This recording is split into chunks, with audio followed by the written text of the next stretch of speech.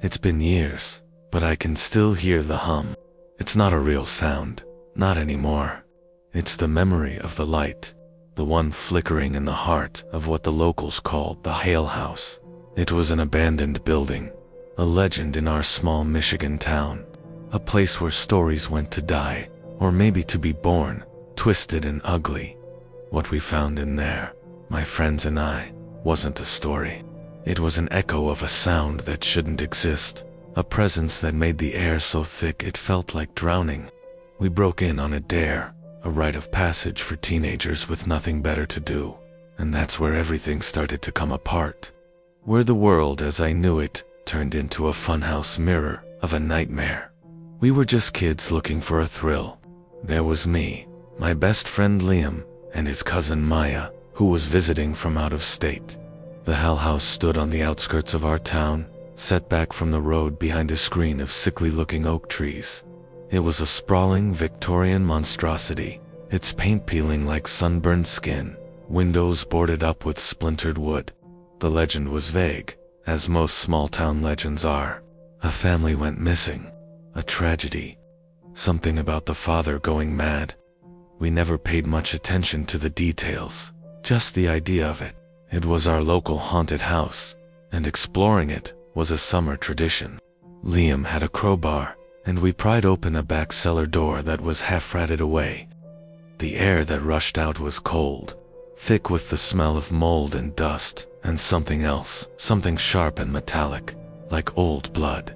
We made our way through the dark with phone flashlights, the beams cutting through the haze of motes, dancing in the air.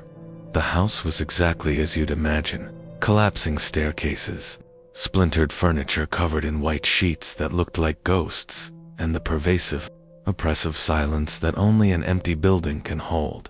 The silence didn't last long. As we moved from the dusty drawing room to the grand, yet decaying dining hall, the first strange thing happened. From upstairs, we heard a single, deliberate tap. It was soft but clear. We all froze.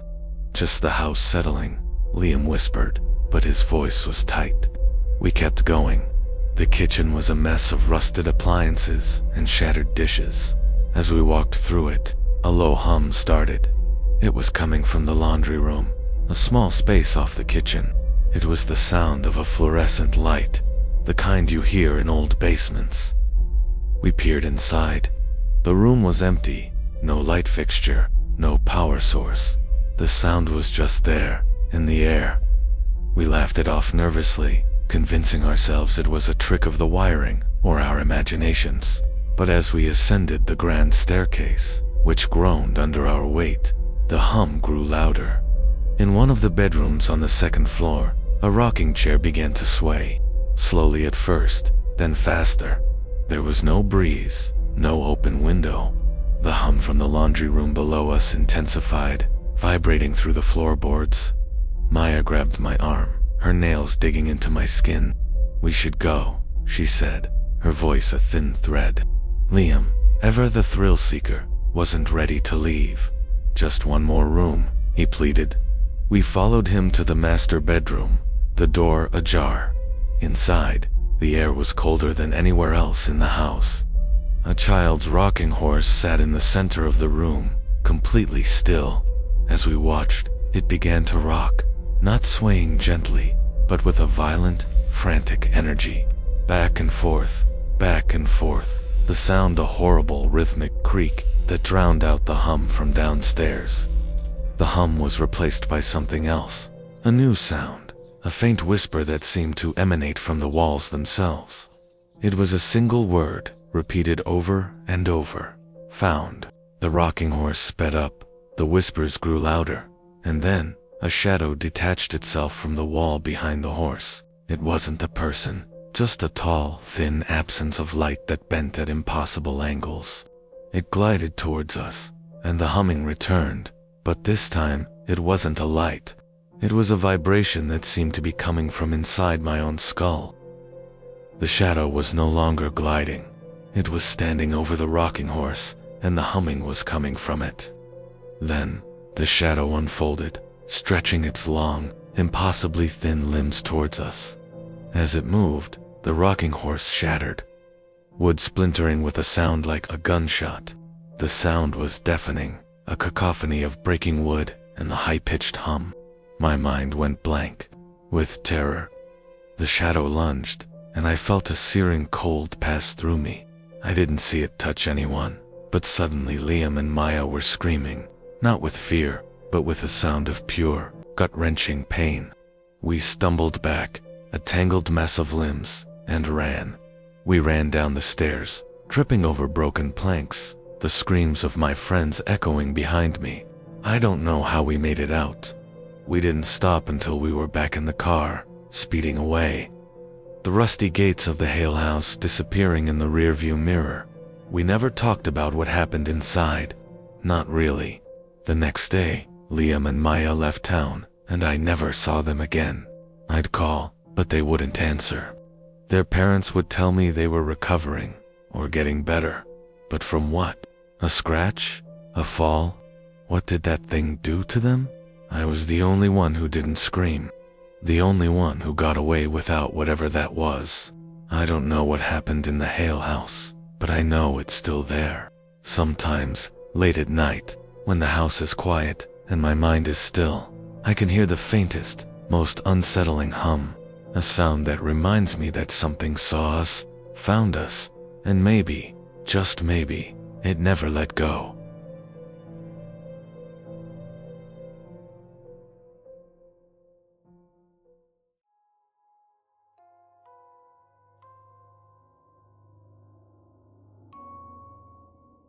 It wasn't a haunted house, not in the traditional sense.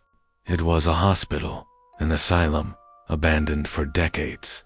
The St. Jude's Asylum for the Criminally Insane in rural Pennsylvania was a place where history wasn't just remembered. It was trapped in the air, congealed on the walls. The stories weren't about ghosts, but about the things that happened to the people locked inside, the horrors that were very, very real. I'm a photographer, an urban explorer by trade, and the asylum was the holy grail of my craft. I'd heard whispers about it for years, the sheer scale of it, the pristine preservation of its decay. It called to me, a promise of a perfect, chilling shot. I went alone, as I always did, with my camera bag and a heavy-duty flashlight. I was prepared for dust and rot, for the echoes of pain. I was not prepared for what had taken root there. What had been left behind? The asylum was a sprawling, Gothic stone building, its windows long since shattered, its front doors hanging ajar on a single rusted hinge. As I stepped inside, the air went cold. Not the chill of a draft, but the deep, bone-settling cold of a mausoleum. The silence was absolute, heavier than the dust motes hanging in the stale air. I started in the main hall, a grand space with a collapsed ceiling that let in a single shaft of light, illuminating the swirling dust like a spotlight. My camera was clicking, capturing the desolate beauty of the peeling paint and scattered patient files. The corridors were endless, a maze of locked rooms and rusted gurneys. I moved deeper, my footsteps echoing unnervingly in the void. In one of the patient rooms, a single bed frame stood in the center, a perfectly folded white sheet on top of it. It was impossibly clean, a stark contrast to the filth and decay all around it. That was the first prickle of wrongness. I took a picture, the flash illuminating the room in a burst of harsh light, and for a split second, I thought I saw a long, pale hand with too many joints reach out from under the sheet. I blinked. It was gone. My heart hammered against my ribs, but I told myself it was just a trick of the light, a figment of my imagination fed by the oppressive atmosphere. I decided to move to the basement, where the morgue was said to be. As I descended the crumbling stone stairs, the smell changed from dust and mildew to something sharp, chemical, and sweet. The further down I went, the stronger it got. I found the morgue easily. The steel drawers were all pulled out, empty. The silence down there broken only by the irregular, dripping sound of water. It felt different. The air was heavy, viscous. I moved through the room, snapping photos of the cold steel tables and the empty drawers. And then I heard it. A faint, dragging sound from the next room over, like something heavy being pulled across the concrete floor. I froze, my hand on the handle of my camera bag. The sound stopped. I took a deep, shuddering breath and told myself it was the wind. But there was no wind down here. I moved into the next room, a small storage area, and found the source of the sound, a gurney. It was turned on its side, the wheels spinning slowly, as if someone had just pushed it over. There was no way it could have done that on its own. The dripping sound from the morgue behind me sped up, a frantic, rhythmic plink, plink, plink. A new sound joined it, a low gurgling wheeze that seemed to come from the dark corner of the room. I aimed my flashlight at the corner. There was nothing, just empty space, but the wheezing was so real, so close. It felt like someone was trying to breathe and failing. I backed away, my heart a frantic drumbeat in my ears, and felt my back hit something hard. I whirled around, flashlight beam darting, and saw nothing. But the cold was back, a physical pressure on my skin, and the wheezing was right in my ear now, a wet, sickening sound. The air filled with the coppery smell of blood. I felt a chill that had nothing to do with the temperature, a prickling on my skin, as if I were being watched by something that was more felt than seen. That's when the light from my flashlight started to flicker. It wasn't a battery issue. The light was pulsing, fast and frantic, like a heartbeat. The wheezing sound grew louder, more desperate, and a new sound began to emanate from all around me, a low, groaning chorus. It sounded like dozens of people, all in agony, all trying to speak at once. My flashlight's beam finally died, plunging me into an absolute, suffocating darkness. The sounds were everywhere now. I could hear the scraping of feet, the slithering of something on the floor, the rustle of clothes, and the wet, gurgling gasps of 100 unseen mouths. I felt a cold, delicate touch on the back of my neck, and then a long, too-thin finger traced the line of my spine. The gurgling wheeze in my ear was now so loud I could feel the vibrations in my bones. I screamed, a raw animal sound of pure panic, and stumbled blindly through the dark, my hands outstretched, searching for the stairs. I felt my body get tangled in what felt like loose chains, but when I tore myself free, they were gone. I crashed through the morgue, kicking over a steel table that made a terrifying clang, and scrambled up the stairs, the chorus of groans and wheezes chasing me, echoing in the darkness below. I ran until I hit the front door, the broken hinge catching my foot, sending me tumbling out into the night. I didn't stop. I ran all the way to my car, fumbling with the keys, my hands shaking so violently I could barely unlock the door. I threw myself inside and locked the doors, the sound of the locks clicking home the most beautiful sound I had ever heard. I drove away, leaving my camera behind, but I knew it was too late. I was still there, in the asylum's basement. The wheezing and groaning had stopped when I left, but the phantom smell of blood and chemicals still clings to my clothes, to my skin. I never got my camera back, but what I did take with me was the memory of that too delicate touch on my spine, and the knowledge that some places don't just hold history. They hold the things that history did to people, and sometimes those things are still there, waiting in the dark.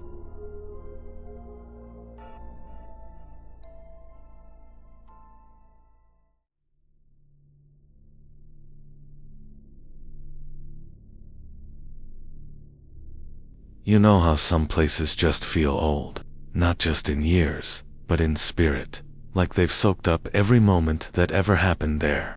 The Whispering Creek Elementary School was one of those places, built in the late 1800s in rural Vermont. It was a one-room schoolhouse that had been left to the elements for over 60 years. My friends and I, we were urban explorers, and this place was a perfect target. We'd heard the usual ghost stories, of course a teacher who never left, children's laughter in the empty halls, but they were just stories. What we didn't know was that some places don't just hold history. They hold a record, a resonance, and sometimes you can accidentally turn the record on.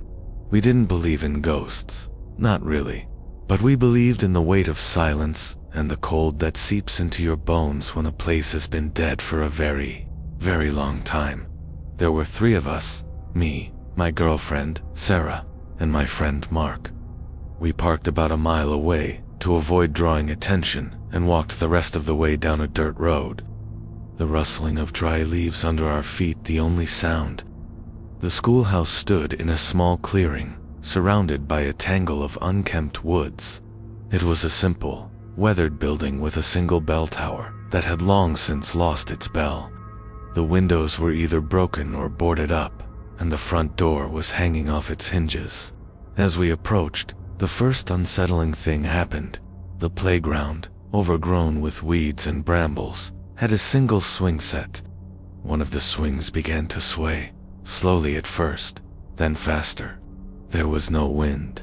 The air was dead still. We all saw it. Sarah's hand found mine, and she squeezed it. "Just the wind," she whispered, but the lie hung heavy between us. We moved past the playground and entered the schoolhouse, our flashlights cutting through the thick, absolute darkness inside. The air was a mix of dust and old chalk. Everything was just as a forgotten school should be. Desks covered in a film of grime, textbooks scattered on the floor, and a large blackboard at the front of the room, still holding the faint, ghost-like residue of erased lessons. We split up, wanting to cover as much ground as possible. I went to the back, to a small supply room. The door was off its frame, leaning against the wall. Inside, a dusty abacus sat on a small table. I ran my hand over the beads, making a soft clicking sound. It was in that moment I heard it, a low humming sound coming from the classroom. I went back out and found Sarah and Marc. They heard it too. It was a single note, an almost melodic hum, and it seemed to be coming from the blackboard. We approached it, our flashlights trained on its surface. The hum grew louder, a deep, resonant tone that vibrated in the floorboards beneath our feet, and then lines started to appear on the blackboard, not in chalk. They were faint, white lines, like scratches, that began to form letters. No one was drawing them. They were appearing on their own, growing more visible with each passing second. It spelled out a name, M-A-R-Y. The hum reached a crescendo, a high-pitched whine that made my teeth ache. Just as quickly as it started, the lines and the sound faded away. We stood there in stunned silence, our flashlights the only things still working. The silence didn't last. A new sound started, a low, rhythmic tapping from the room behind the blackboard, the cloakroom. It was the sound of a pencil tapping on a desk. Tap, tap, tap. We moved towards the sound, our hearts pounding. The cloakroom was small and cramped. There were old, rusty coat hooks on the wall and a small wooden desk. The tapping was coming from the desk, but there was no pencil. There was nothing. As we watched, a faint outline of a child's hand appeared on the surface of the desk, the lines of its fingers and palms slowly burning themselves into the wood. The tapping sound grew frantic, as if the unseen hand was trying to write something, to convey a message. It wasn't just the hand. The air grew cold, a biting cold that felt like it was coming from inside our lungs. The swinging from the playground outside began again, but now it was a violent, frantic motion, the chains rattling furiously. The humming was back too, a faint echo of the note from the blackboard, but it was accompanied by a new, more sinister sound, a low, guttural growl that seemed to be coming from the floor beneath our feet. The culmination came when the tapping stopped, replaced by a single, final sound, a bone-chilling whisper that came from directly behind us. So close I could feel the cold breath on the back of my neck. It wasn't a girl's voice. It was deep, rasping, and full of pure malice. "She's not here anymore," it hissed. The hum grew to a roar, and the floor began to vibrate so violently we could barely stand. The faint hand on the desk became a full-fledged imprint, and then it twisted, the fingers contorting into an unnatural shape. A shadow detached from the corner of the room, a tall, gaunt figure that moved with a jerky, unnatural gait. The growling was coming from it, and it was getting closer. We didn't wait. We ran, stumbling through the small room, out into the classroom. The roar of the hum and the frantic rattling of the swing set chains filling the void behind us. We didn't stop to grab our bags or flashlights. We ran into the night, the sound of that rasping whisper following us, echoing in the trees. We made it back to the car, our clothes torn, our knees scraped. We drove away and never looked back. To this day, I can't look at an old building without feeling that cold, that sense of wrongness. The hum, the whisper, the tapping. I hear them in my sleep, a symphony of a place that was never empty, only quiet. The schoolhouse isn't just an abandoned building. It's a door, and we, without knowing it, opened it, and something looked back. We're not haunted by a ghost. We're haunted by the feeling of knowing that some places aren't just abandoned. They're waiting,